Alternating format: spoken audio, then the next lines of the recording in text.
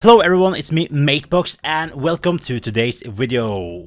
It's another Questmaster video, and I just have to say, I played this game multiplayer for the first time a little while back. There's a freaking dog howling in the background. I don't think you can hear it, but it's driving me insane. Seriously, it barks for hours on end, and it doesn't stop. It's, yay. Yay for that. That's so nice of the dog to bark for several hours without stop. Anyways, I played Questmaster multiplayer, and I have to say, this game truly shines if you play it with other people. It definitely felt like I was back playing The Legend of Zelda 4 Swords Adventures, or 4 Swords on the Game Boy. But my experience is mostly with the GameCube game. It's so much fun to like connect the Game Boys, and whenever you go into a cave or something, or a house, you actually get it displayed on your Game Boy. It's like you see the overworld on the TV, but you, yourself, you have your own screen. This was pretty cool back in the day, like an asymmetric type of gaming. You had your own screen and you walked around it, but maybe your friend was still on the overworld, so like your friend could like walk around and do stuff there while you explored the cave. It was so much fun. I really like it. That's not possible here, unfortunately, but I tried to make the next best thing. So I've had a little project, I'm still working on it. I'm going to remake the entire game of 4 Swords Adventures inside of Questmaster. It will take some time, and I'm still waiting for teams. We only have like a grassy team, a fire team, and a sand team right now, and I think there's been confirmed a wind, water and ice team coming up, so I'm going to save some stages until we have those teams. And next team should come in July, and I think it's the wind team. I'm not entirely sure, but I think it's the wind team. So that opens up some more possibilities for stages for me to build. But yeah, I've tried my best to replicate the original stages from 4 Swords Adventures. Of course, I've needed to do some tweaks because not all of like the gameplay elements of 4 Swords Adventures exist in Questmaster, and vice versa. Questmaster has probably some things that doesn't exist in 4 Swords Adventures, so I had to like mix and tricks a bit to make it still work, but still feel like that core 4 Swords Adventures experience. So far I've made about 7 out of 24 stages, so I'm pretty far along. Me and Melody, we playtested a few that I have made already. So we played 3 stages that I made from 4 Swords Adventures, and we also tried an original stage that I made that's like a 2-player based. You need to be 2 players to clear it. You can also play with puppets, but this game truly shines if you play it with another real existing person, if that makes sense. It really felt like we were playing 4 Swords again. So the stages we tried was the Eastern Temple, the Tower of Flames, and Temple of Darkness. The Eastern Temple and the Temple of Darkness, I'm actually quite happy with how those levels turned out, or those dungeons. I'm very happy about those. Tower of Flames is okay. It was like my first proper dungeon that I tried to make in the game. So it's a bit more free form, if that makes sense. I didn't really count tiles or anything like that. I just made it like, okay, this is approximately how it looks in the game. And I had some more extra stuff there. I made some alternate paths that just gives you some goodies like heart containers and stuff. And I'm like, yeah, this is a remake. I might as well add some other stuff, so like, that's cool too. And through this process, I feel like I've learned to master the game a bit more with how you like make dungeons. So I do really want one time in the future to make a quite sizable dungeon that's original and good. That's actually good and fun to play.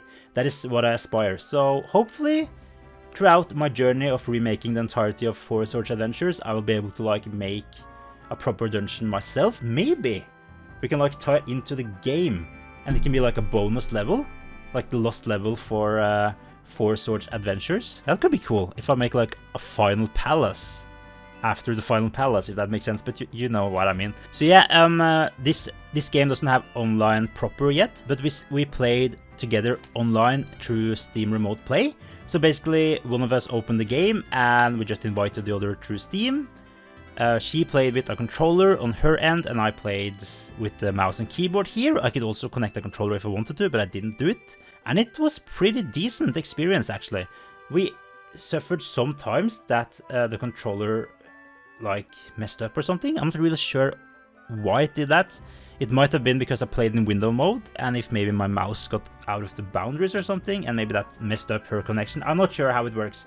But yeah, we had a couple issues with that, but not many. So we managed to actually enjoy the experience and was so much fun. Obviously, since I've made all these dungeons, I know the puzzles and the correct paths to go. So I was like, okay, I'm letting you play through this dungeon. Just tell me what you want me to do, and I'll do it. And if you're stuck, I'm just going to give you hints. That was actually a pretty good way to play through it.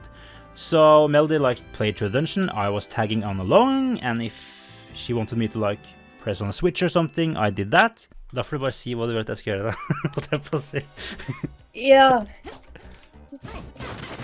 Drep bats. Ok. Jeg lurer på hva jeg skal gjøre her. Marte, jeg tror jeg trenger hjelp av deg, altså. Jeg tror vi må tråkke på hver vår riss. Ja. Og det var gøy. Ja, det er veldig gøy. Satisfying. There was some backtracking, but that's like a core experience. Like, if you haven't played a game before, it would be a bit boring if you immediately knew what to do, right? So I think that's a good thing, that you get lost a little bit, but then something clicks and you're like, oh yeah, let's try this. When I'm uploading these levels to make them work for 2 and 3 players, I have to play through the entire stage to be able to upload it, right? And that means I have to use puppets, so I have to control like both of the characters. So that means that I have to control both of the heroes, which it works, but it's a bit cumbersome. It's so much better to have a real person controlling the other character. So it was such a different experience playing it with another person instead of like just uploading it with puppets. It's much more organic, and the game feels so much better when you play it in multiplayer. Like, there's also a bunch of good like single player dungeons, but like playing it in multiplayer is way more fun in my opinion. So we made it through the Eastern Temple, and we tried the Tower of Flames, which Melody got stuck on. She tried it originally on her own, but she got stuck in the on the second floor. She got stuck. She was also very tired, and she didn't really know exactly how the game worked with the puppets and stuff. So she got stuck like very quickly in the second floor. But now that she got accustomed to like the controls and stuff, she did it much better, and she actually managed to complete the Tower of Flames, and it was also much better to be 2 people than having to control and swap around the puppets. So we eventually made it through the Tower of Flames, and then we had the Temple of Darkness, which was quite a long dungeon, not only to play through but to make. Like, all of these take time, but like this in particular was pretty big dungeon, so it took a while to make, but I'm very happy about the result. I feel like it turned out pretty good. This is probably the dungeon we spent the most time on, because, as I said, it's a really big dungeon, and it utilizes color switches, like the blue and red blocks that you have to switch around. And that can be confusing. You have to like backtrack around and remember which path to take and stuff like that. So that can be a bit confusing, but when it clicks in your mind, it's like, oh yeah, this is how you do it. And then you progress, and it feels rewarding when you actually manage to solve the puzzle. So obviously not everything is true to the game. I had to like tweak the bosses. We only have 2 bosses to choose between right now. It's like a Moldorm from A Link Between Worlds and A Link to the Past and stuff like that. And like a big stone head that jumps around and tries to crush you. What's cool about like the stone dude is you can like put things inside of him. Like if you hit him once, maybe he spews out bombs, or he spews out enemies or other stuff. I haven't tried other things. He can probably also spew out hearts. He could probably also spew out hearts, I guess, and fairies, or I don't know. So I'm also excited to see what kind of bosses they will bring in the future, because this game is still in early access, and there is much more coming down the pipeline throughout this year. The next big update is in July, and I think it will bring the Wind team, maybe a new boss, new enemies, and new items, I think. And then there's another one in September and another one in November, I think. So that around November, I think we should have all 6 themes. And that's exciting because that means I can finish my 4 Swords adventure, if that makes sense. But yeah, we had a lot of fun playing through this game together.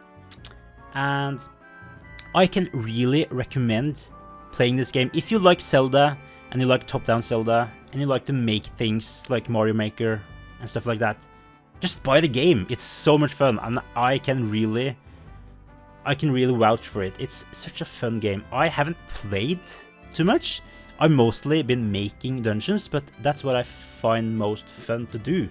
I really like to make dungeons. It's like a creative process.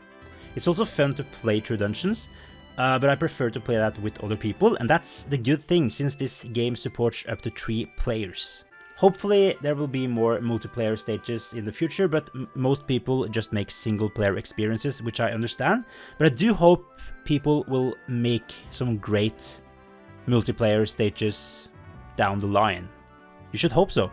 And I think this game is also coming to like consoles like Switch and PlayStation, maybe Xbox. And that will probably increase the sales. I can see this game doing pretty well on the Switch. I feel like the Switch audience would really enjoy this type of game. So hopefully around the full release, a lot more people will buy this game and make more stages and try more stages. Hopefully they can try my stages. I'm quite happy about them, at least most of them. Some are meh, but most of them are like, yeah, this is good enough.